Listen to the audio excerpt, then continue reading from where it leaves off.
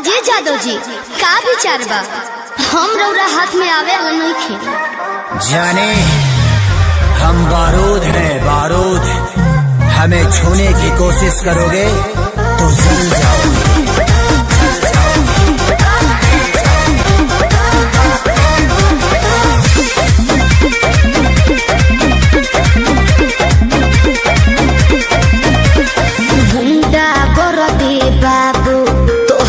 चली नहीं अच्छा मिली ना ऊंची झवा जवन तोहरा चाहे लेवे के पड़ी। सीधे सीधे मनबू की, सीधे सीधे मनबू की गोली चलवैबू हो। नाच के भलकी जी कहाँ नाच के जईबू हो। कहियो ना कहियो जा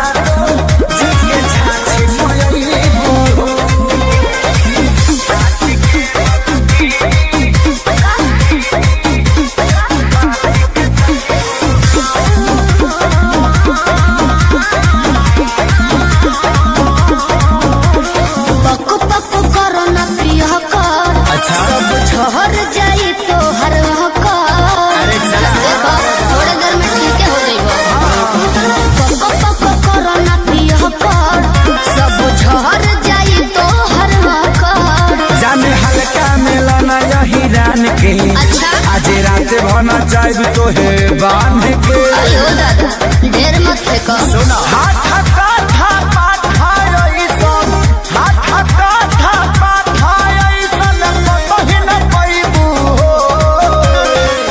नाच के मलकी यस कहाँ नाच के जईबू हो। कहियो ना कहियो जाओ जी के छाछी मयईबू हो।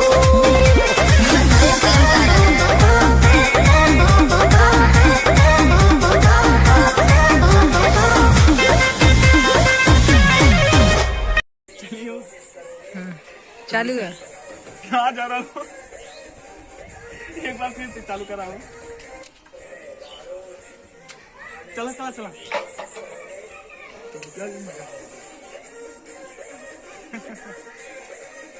करोगी तुम जा पीछे का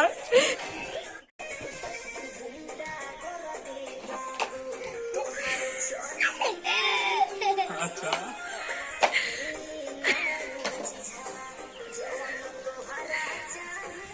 दादा के पारी